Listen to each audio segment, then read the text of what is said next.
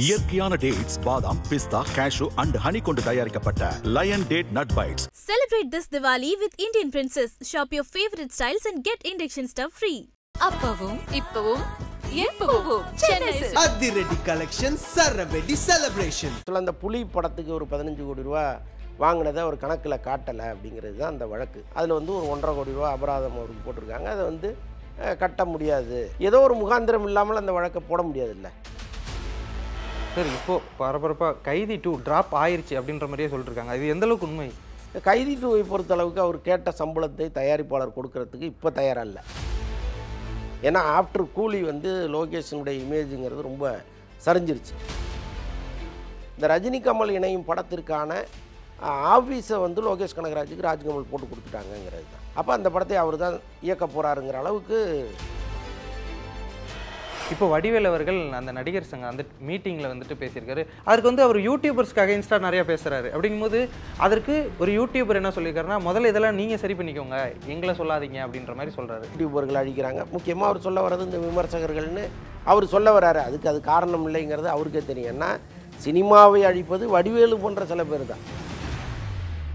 இப்போ இதே சமயத்தில் அமீர் கான் அவர்கள் படமும் ட்ராப் ஆயிடுச்சு அப்படின்ற மாதிரி சொன்னாங்க. தொடர்ந்து இந்த மாதிரி என்ன ட்ராப் இல்லைங்க. எப்போவுமே சினிமாவில் நீங்கள் நம்பர் 1 இருந்தால் தான் அந்த மரியாதை. கொஞ்சம் கீழே இறங்கிட்டீங்கன்னா எல்லாருமே யோசிப்பாங்க. இங்கே இது தானேங்க பணம் புரளுகிற ஏரியாவில். சார், இப்போது விஜய் அவர்கள் பரபரப்பாக சனிக்கிழமை பிரச்சாரங்கள் இந்த விஷயங்கள்லாம் பண்ணிருக்காரு. இதே சமயத்தில் அவர் மேலே போட்டிருந்த அந்த ஒரு கேஸுக்கு அகென்ஸ்டாக இவர் ஒரு வழக்கு போட்டிருக்காரு. அதை பற்றி என்ன நினைக்கிறீங்க? அந்த நியூஸ் பார்த்தீங்களா ஃபுல்லாக? பார்த்தேன். ஆக்சுவலாக அந்த புலி படத்துக்கு ஒரு 15 கோடி ரூபா வாங்கினதை ஒரு கணக்கில் காட்டலை அப்படிங்கிறது தான் அந்த வழக்கு. அதில் வந்து ஒரு 1.5 கோடி ரூபா அபராதம் அவருக்கு போட்டிருக்காங்க. அதை வந்து கட்ட முடியாது, அந்த வழக்கை தள்ளுபடி பண்ணணும்னு இவர் ஒன்று போட்டிருக்கிறாரு. ஏதோ ஒரு முகாந்திரம் இல்லாமல் அந்த வழக்கை போட முடியாது. இல்லை இப்போ இவர் மீது தவறு இருக்குது அப்படின்னா தள்ளுபடி பண்ணுங்கன்னு எப்படி கேஸ் போட முடியாது. இல்லை அப்போ ஏதோ அதுக்குள்ளே நடந்திருக்கு. அப்போ புலி படத்தினுடைய ஒரிஜினல் தயாரிப்பாளரால் அது பினாமியா பிடி செல்வகுமார்னு நமக்கு தெரியாது. ஏன்னா பிடி செல்வகுமார் அந்த படத்தை தயாரித்தார். அதில் வந்து அவர் பினாமி தயாரிப்பாளராக இருந்தாரா, ஒரிஜினல் தயாரிப்பாளர் யார் அப்படிங்கிறதெல்லாம் இந்த விசாரணையில் வேணால் ஒரு வேளை தெரியறதுக்கு வாய்ப்பு இருக்கே தவிர இப்போ நமக்கு எதுன்னு தெரியல. பட் நீதிமன்றம் இன்னும் சில நாட்கள் இருக்குது, அதில் என்ன சொல்கிறாங்கன்னு பார்த்துட்டு வேணும். எதனால் அவர் வந்து ஒரிஜினல் தயாரிப்பாளராக பினாமியான்னு கேட்குறீங்க? ஏன்னா ரீசெண்டாக 1 மாதத்துக்கு முன்னாடி பிடி செல்வகுமார் வந்து நான் இந்த மாதிரி ஒரு படம் தயாரித்தேன், அதுக்கப்புறம் என்னால் வெளியவே வர முடியல அப்படின்னு சொல்லிட்டு ஓப்பனாக ஒரு இடத்துல அவருக்கு டாக்டர் பட்டம் கொடுத்த காலேஜில் பேசியிருக்கிறாரு. ஸோ அப்படி இருக்கும்போது அவர் தானே ஒரிஜினல் தயாரிப்பாளராக இருக்க முடியும்? இல்லை ஆக்சுவலாக வந்து இன்னொருத்தர் அதில் பார்ட்னராக இருந்தார். பணமெல்லாம் அவருது. இவர் ஒர்க்கிங் பார்ட்னராக தான் உள்ளே போனார். ஒரு கட்டத்தில் இவருடைய பேரும் அதில் இருந்ததுனால அந்த படம் தொடர்பான விஷயங்களில் அவர் சிக்கியிருக்கலாம். அதன் மூலம் அவர் வந்து ஏதாவது பொருள் இழப்பு இருந்துக்கலாம். எப்படி இருந்தாலும் வந்து அவர் விஜயை வச்சு தான் சம்பாதிச்சார். விஜயினுடைய எல்லா படங்களுடைய பிஸ்னஸும் செல்வகுமார் இல்லாமல் நடக்காது. செல்வகுமாரும் ஒரு சாதாரண சினிமா ரிப்போர்ட்டராக இருந்து அந்த இடத்துக்கு வந்தவர் தான், ஒரு பிஆர்ஓவாக இருந்தவர். அவர் எப்படி இவ்வளவு பெரிய தொகையை உள்ளே போடுற அளவுக்கு வளர்ந்தார் அப்படின்னா, விஜயினுடைய எல்லா படங்களுமே செல்வகுமார் மூலமாகத்தான் பிஸ்னஸ் பண்ணப்பட்டது.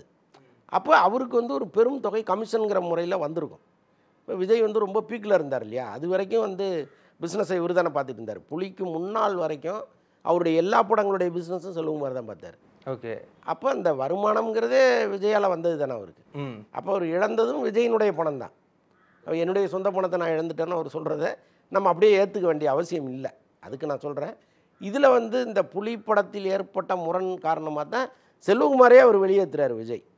அதுக்கு முன்னாடி வரைக்கும் வந்து செல்வகுமாரை முழுமையாக நம்பினவர் தான் அவர். அந்த புலி படத்தின் போது வந்த இந்த ரைடு, இன்கம் டேக்ஸ் ரைடில் தான் அவர் வந்து செல்வகுமார் மீது ஏதோ ஒரு கோபம் வருது. அதுலேருந்து அவரை தள்ளி வைக்கிறாரு. அதுக்குள்ளே என்ன நடந்ததுங்கிறது செல்வகுமார் வெளிப்படையாக சொன்னால் தான் நமக்கு தெரியும். இல்லையா? இப்போ இந்த வழக்கு நீதிமன்றத்தில் இருக்குது. அவங்க என்ன சொல்கிறாங்களோ அதை வச்சு தான் நம்மளும் ஒரு முடிவை தெரிஞ்சுக்கணும். சார், இப்போது பரபரப்பாக கைதி 2 ட்ராப் ஆயிடுச்சு அப்படின்ற மாதிரியே சொல்லிட்டுருக்காங்க. இது எந்த அளவுக்கு உண்மை? கைதி 2வை பொறுத்தளவுக்கு அவர் கேட்ட சம்பளத்தை தயாரிப்பாளர் கொடுக்கறதுக்கு இப்போ தயாராக இல்லை. ஏன்னா ஆஃப்டர் கூலி வந்து லோகேஷனுடைய இமேஜுங்கிறது ரொம்ப சரிஞ்சிருச்சு. அதுக்கேற்ற மாதிரி இப்போ ரஜினியும் வந்து போகிற போக்கில் டைரக்டர் இன்னும் முடிவாகலைன்னு சொல்லிட்டு போயிட்டார். இது எல்லாமே சேர்ந்து இப்போ கைதி 2வை இவருங்க ஆரம்பித்தா கூட அதுக்கு ஃபைனான்ஸ் வாங்க முடியுமாங்கிறது ஒரு பெரிய சிக்கல் தான். இப்போ ஒரு பெரிய அளவு பணத்தை இன்வெஸ்ட் பண்ண முடியாது கைதி 2வுக்கு. கார்த்திக் இன்னும் ஒரு பெரிய பிஸ்னஸும் இல்லை. அதாவது கைதி 2வுக்கு வந்து ஒரு 100 கோடி ரூபா 200 கோடி ரூபா போட்டு ஒரு படத்தை எடுக்கிற அளவுக்கு கார்த்தியோட பிஸ்னஸ் இருக்கான்னா இல்லை. இவருக்கு 75 கோடி சம்பளத்தை கொடுத்து.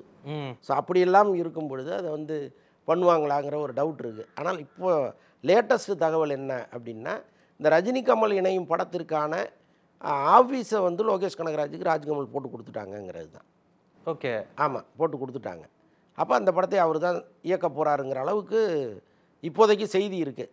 ஆனால் நான் என்ன யூகிக்கிறேன் அப்படின்னா, ரஜினி வந்து லோகேஷ் கனகராஜோடு சேர்ந்து பண்ணுறதுக்கு யோசிக்கிறாரு. ஆனால் கமல் வந்து ரஜினியை கன்வின்ஸ் பண்ணிடலான்னு நினைக்கிறதுக்கு வாய்ப்பு இருக்குது. ஓகே, நீ முதல்ல நல்ல கதையை ரெடி பண்ணு. ஏன்னா கூலி சரியாக போகலைங்கிறது தான் உண்மையில் வைக்கப்படுகிற குற்றச்சாட்டு. இந்த 2 ஹீரோவையும் ஹேண்டில் பண்ணுறதுல எந்த பிரச்சனையும் இல்லை. ஏன்னா ஹீரோவை ஹேண்டில் பண்ணுறதுங்கிறது இன்றைக்கி ஒரு தனி கலை. அது வந்து எல்லா இயக்குனரும் பண்ணிட முடியாது. இன்றைக்கி விக்ரம்ங்கிற ஒரு படத்தில் கமலை வச்சு எடுத்துட்டாரு, ரஜினியும் வச்சு எடுத்துட்டார் கூலியில். அப்போ மீண்டும் அவங்களோடு சேர்ந்து பயணிப்பதில் லோகேஷ்க்கு பெரிய பிரச்சனை இல்லை. அவங்களுக்கும் பிரச்சனை வந்துடக்கூடாது. வந்தால் ஒரே காரணம் கதையின் காரணமாக தான் இருக்கலாம். ஓகே, அப்போ கமல் என்ன சொல்லியிருப்பாருன்னா, நீ வந்து நல்லா கதையை ரெடி பண்ணிவிடு, ஸ்க்ரீன் ப்ளே பண்ணு, அதற்கப்புறம் நான் ரஜினிகிட்ட பேசுகிறேன்னு அவர் சொல்லியிருக்கலாம். ஸோ அதன் காரணமாக அவங்க ஆஃபீஸ் போட்டு கொடுத்துருக்கலாம். பட் ஆஃபீஸ் போட்டு கொடுத்துட்டாங்க. இன்னும் ஒர்க்கு நடந்துகிட்ருக்கு. ஸோ கிட்டத்தட்ட அதுக்கான டேரக்டர் லோகேஷ் கனகராஜ் அவர்கள் தான். ராஜ்கமல் ஃபிக்ஸ் பண்ணியிருக்கு. ஓகே, ரஜினி இன்னும் ஃபிக்ஸ் பண்ணல. ஓகே, ரஜினியே கன்வின்ஸ் பண்ணுவாங்க. ஓகே. ஏன்னா அவரும் ஒரு மேடையில் சொல்லிட்டாரு கூடிய சீக்கிரம் நடக்கும் அப்படின்ற மாதிரி. ஆனால் இவர் வந்து பண்ணணும்னு ஆசை இருக்குது, ஆனால் டேரக்டர் ஃபிக்ஸ் ஆகலைன்னு சொன்னார். அதனால தான் இந்த ஒரு விஷயம். கைதி 2 பொறுத்த வரைக்கும் கிரியேட்டிவ் டிஃப்ரென்சஸ் அப்படின்னு மட்டும்தான் அவங்க சொல்லியிருந்தாங்க. அதாவது கதை விவாதங்களில் ஏதோ டிஃப்ரென்ஸ் ஆகி அதனால தான் படம் ட்ராப் அப்படின்னு சொன்னாங்க. பட் நீங்கள் சொல்லும்போது சம்பளம் அந்த விஷயம் தான் மெயினாக இருக்குது. சம்பளம் ஆமாம், இவர் 75 கோடி கொடுத்துட்டு கார்த்தியை வச்சு நீங்கள் ஒரு படம் எடுக்கிறீங்கன்னா எவ்வளோ பிஸ்னஸ் பண்ண முடியும்? அது ஒன்று இருக்குல்ல. இப்போ கூலி ஓடி இருந்ததுன்னா நிலைமையே வேறு. கூலி வந்து ஒரு பெரிய ஹிட்டாக இருந்ததுன்னு வைங்களேன், லோகேஷ் கனகராஜ் கார்த்தின்னா பிஸ்னஸ் லோகேஷ்காகவே ஆயிரும். பட் அது வந்து ட்ராப் ஆன பிறகு அவ்வளோ பெரிய பிஸ்னஸ் இவங்க பண்ண முடியாதுல்ல. அப்போ ஆட்டோமேட்டிக்காகவே இவங்க கொஞ்சம் யோசிக்கலாம் அப்படிங்கிற இடத்துக்கு வந்துடுவாங்க. அப்படி தான் நடந்துகிட்டு இருக்கு. ஓகே, இப்போ இதே சமயத்தில் அமெரிக்கன் அவர்கள் படமும் ட்ராப் ஆயிடுச்சு அப்படின்ற மாதிரி சொன்னாங்க. தொடர்ந்து இந்த மாதிரி என்ன ட்ராப் இல்லைங்க. எப்போவுமே சினிமாவில் நீங்கள் நம்பர் 1 இருந்தால் தான் அந்த மரியாதை. கொஞ்சம் கீழே இறங்கிட்டிங்கன்னா எல்லாருமே யோசிப்பாங்க. ஓகே, இங்கே இது தானேங்க பணம் புரளுகிற ஏரியாவில். நீங்கள் உங்களுடைய இமேஜ் அப்படியே இருந்ததுன்னா கொண்டு வந்து கொட்ட போகிறாங்க. ஓகே, இல்லைங்க இவர் படம் சரியாக பண்ணலைங்க, அண்மை காலமாக ஒரு படம் எதுவுமே சரியாக போகலன்னா அப்படியே பணத்தை வச்சுட்டு அங்கேயே உட்காந்துருவாங்க. பொட்டியில் வச்சவங்க கூட பொட்டியை கீழே வச்சுட்டு உட்காந்துருவாங்க. இந்த இதே எப்படி போங்க. போன மாதம் அந்த கூலி ரிலீஸ்க்கு முன்னாடி நாள் வர லோகேஷ் கனகராஜ் எங்கள் ஹீரோக்கு படம் பண்ணுவாரா அப்படின்ற மாதிரி எதிர்பார்த்துட்டு இருந்தவங்க கைதி 2 எப்போ வரும் இந்த மாதிரி தொடர்ந்து அவருக்கான ஒரு ஃபேன் பேஸ் அப்படி இருந்தபோது இப்போ சோஷியல் மீடியா திறந்தால் பாசிட்டிவ் போட்டே கிடையாது, பாசிட்டிவ் போஸ்ட்டே கிடையாது. அவருக்கு ஃபுல்லாக நெகட்டிவாக அடிக்கிறது. அப்படிங்கும்போது இப்போ ரஜினி கமல் ப்ராஜெக்ட் நடக்கலை அப்படின்னா லோகேஷ் கனகராஜ் அவர்களுடைய நிலைமை என்னவா இருக்கும்? எந்த ஹீரோ கூட படம் பண்ணுவார்? அது மாதிரி கியூவில் யாராவது இருக்காங்களா? இல்லை, அவர் வந்து ஒரேடியாக அவர் இல்லாமல் போயிடுவார்லாம் நம்ம சொல்ல முடியாது. ஏன்னா இப்போ லோகேஷ் கனகராஜ் சொந்த படம் கூட எடுத்துடலாம்.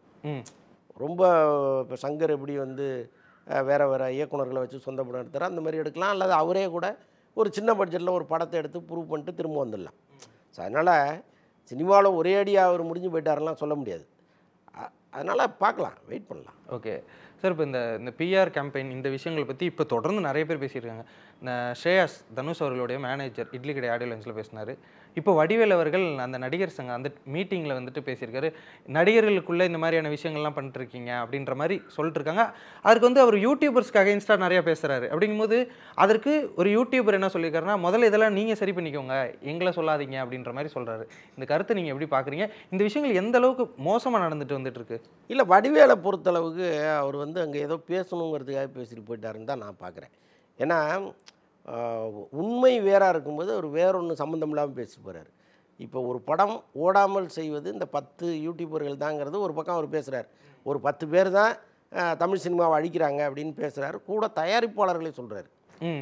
படம் ஓடக்கூடாதுங்கிறதுக்காக தயாரிப்பாளர்கள் வந்து காசு கொடுத்து பேச வைக்கிறாங்க அப்படிங்கிற சென்ஸில் அவர் சொல்கிறாரு. எனக்கு தெரிஞ்சு தயாரிப்பாளர்கள் இன்னொரு தயாரிப்பாளரை காலி பண்ணுறதுக்கு அப்படிலாம் நடந்ததே கிடையாது. ஏன்னா அந்த தயாரிப்பாளருங்கிறது ஒரு சின்ன கூட்டம் தான். இப்போ படம் எடுக்கிற தயாரிப்பாளர்கள்னு பார்த்தீங்கன்னா ஒரு 10 பேர் தான் இங்கே இருப்பாங்க. இந்த படம் ஓடக்கூடாதுன்னு ஒருத்தர் ஒரு வேலை செஞ்சால் அவங்களுக்கு கட்டாயமாக தெரியும் அது யார் செய்கிறாங்க. ஸோ அதனால் அதற்கு வாய்ப்பு இல்லை. பட் நடிகர்கள் செய்கிறாங்க. ஒரு நடிகருடைய படம் ஓடக்கூடாதுங்கிறதுக்கு இன்னொரு நடிகர் சில வேலைகளை செய்கிறது ரொம்ப காலமாக இங்கே இருக்குது. அது வடிவேலுக்கு தெரியும். ஆனால் நடிகர் சங்கங்கிறதுனால நடிகர்களை பற்றி குறை சொல்லாமல் ஒரு தயாரிப்பாளரை பற்றி குறை சொல்லிட்டு போயிட்டார். தயாரிப்பாளர்களுக்குள்ளே எப்படி இருக்குன்னு. அதே மாதிரி தமிழ் சினிமாவை வந்து யூடியூபர்கள் அழிக்கிறாங்க. முக்கியமாக அவர் சொல்ல வர்றது இந்த விமர்சகர்கள்னு அவர் சொல்ல வர்றாரு. அது காரணம் இல்லைங்கிறது அவருக்கே தெரியும். ஏன்னா சினிமாவை அழிப்பது வடிவேலு போன்ற சில பேர் தான். இப்போ வடிவேலெல்லாம் வச்சு ஒருத்தர் படம் எடுத்துகிட்டு நிம்மதியாக வெளியில் வந்துட முடியுங்கிற சூழ்நிலையே இல்லை. அவ்வளவு டார்ச்சர் கொடுப்பார் ஒரு படப்பிடிப்பில். ஒரு டைரக்டர் போய் ஒரு கதையை சொன்னார்னா அதை முழுசாக எடுக்க முடியாது. இப்போ அண்மையிலே சுராஜ் டைரக்ஷனில் ஒரு படம் வந்துச்சு இல்லை, முழுக்க வடிவேலு சொன்னது தான் சுராஜ் எடுக்க வேண்டியதாக போச்சு. வேறு வழி. இதுக்கு முன்னாடி இந்திரனோகத்தில் நான் அழக பொண்ணு ஒரு படம், நீங்கள் அந்த முடிந்தால் மாணிக்கம் நாராயணன் தயாரிப்பாளர் அவர் கூப்பிட்டு வடிவேலை பற்றி கேளுங்க, கதையாக பேசுவார். தம்பிராமையா அவர்கள் தானே எடுத்தார். ஆமாம், தம்பிராமையாவே தூக்கி ஓரமாக வச்சுட்டு வடிவேல் தான் டைரக்ட் பண்ணார். அந்த படம் எவ்வளோ முக்கியம் இருந்ததுங்கிறத பார்த்தவங்களுக்கு தெரியும். ஸோ அதனால் அந்த தயாரிப்பாளர் அவ்வளோ பெரிய செட்டை போட்டு அந்த ஃபங்க்ஷன் நடக்கும்போதே அழுதார், கண்ணீர் விட்டு ஸ்டேஜ்லேயே. அவ்வளோ கஷ்டப்பட்டு இந்த படத்தை நான் ரிலீஸ் எடுத்தேன்னு சொல்லிட்டு அழுதார். ஸோ அது மாதிரி அவர் கூப்பிட்டு வேணால் நீங்கள் பேசுங்க, நிறையா பேசுவார். எதுக்கு சொல்கிறேன்னா, வடிவேலால் அழிந்த தயாரிப்பாளர்கள் தான் இங்கே நிறைய பேர் இருக்காங்க. அப்போ இவங்க மற்றவர்கள் நம்ம குற்றம் சொல்கிறதுக்கு முன்னாடி நாம் யார் மேலேயாவது பழியை போட்டுருவோம்னு நினச்சி தான் சினிமா ஓடாது இவங்க ஒரு 10 பேர் காரணம்னு சொல்லிட்டு போகிறாரு. உள்ளபடியே மனசாட்சியை அவர் தொட்டு கேட்டாருன்னா யார் காரணம்ங்கிறது அவருக்கே புரியும். ஓகே, அப்போ அந்த மாற்றி இப்போ நடிகர்கள் மோசமாக, இப்போ அதிகமான விமர்சனங்கள் யாருக்கு அதிகமாக வருது, நெகட்டிவ் இது அப்படின்னா சூர்யா அவர்கள் படத்துக்கு தொடர்ந்து அந்த ஒரு கேம்பெயின் நடந்துகிட்டே இருக்குது. அப்படிங்கும்போது சூர்யாவுக்கு அகேன்ஸ்டாக இருக்கிறது யார், இது யார் பண்ணிகிட்டு இருக்கா அப்படின்னு வருது. இது யார் சார் பண்ணுறா, ஏதாவது நீங்கள் சொல்ல முடியுமா? அப்படி இல்லைங்க, சோசியல் மீடியாவில் யாரோ போடுற விமர்சனங்கள்ங்கிறது வேறு. இங்கே தொழில்முறை பத்திரிகையாளர்கள் இருக்காங்க இல்லையா, விமர்சகர்கள் இருக்காங்க இல்லையா, அவங்க வந்து அப்படி வஞ்சன்ஸோட அணுகுனதே கிடையாது. எப்போவுமே அவங்க படம் நல்லா இருந்தால் நல்லா இருக்கும்பாங்க, நல்லா இல்லைன்னா நல்லா இல்லைன்ட்டு போயிடுவாங்க, அவ்வளோதான். இதில் வந்து வெஞ்சன்ஸ், தனிப்பட்ட வெஞ்சன்ஸ் இங்கே யாருக்குமே கிடையாது. ஆனால் சோசியல் மீடியாவில் இப்போ சூர்யா வந்து மத்திய ஆளும் கட்சிக்கு எதிராக சில கருத்துக்களை எப்போவோ சொன்னதை இன்றைக்கும் மனசில் வச்சுக்கிட்டு அவருடைய படங்கள் வரும்போது அடிக்கிறாங்க. இப்போ கேபி பாலா விஷயத்திலேயே அந்த படத்தில், காந்தி கண்ணாடி படத்தில் டிமானிட்டேஷன் பற்றி பேசியிருக்காங்க. ஓகே, அதில் வந்து சில டைலாக்ஸ் எல்லாம் வருது. ஸோ அதன் காரணமாக ஒரு கூட்டம் கிளம்பி தான் வந்து அடிக்குது. டேய் நீ அப்படிப்பட்டவன் இப்படிப்பட்டவன், நீ உன்னுடைய முகத்திரை கிழிஞ்சிருச்சு அப்படி இப்படிலாம் நிறைய பேர் பேசுகிறது அதன் காரணமாக தான்.